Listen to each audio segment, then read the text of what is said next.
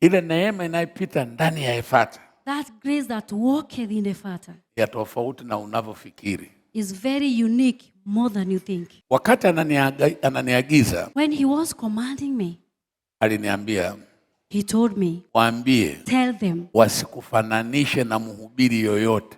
They should not compare you to any other preacher.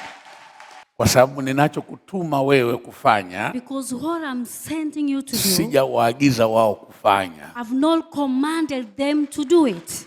Kwa hiyo wewe ulioko hapa, therefore you who is here, una neema iliyozidi kuliko yule unayemsikiliza na anapiga kelele kwenye madhabahu. Exceeding grace. Narudia, I repeat, neema ulionayo wewe wa Efata, the grace that you have, you Efata child, ni kubwa kuliko ya yule mhubiri unayemwona kule anasimama anapiga kelele kwenye mimbara.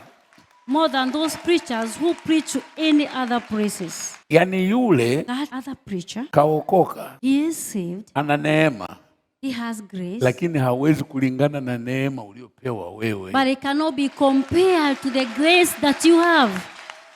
Usiangalie umati anaokusanya, don't look at the multitude of people wala coming wangapi to him. anahubiria.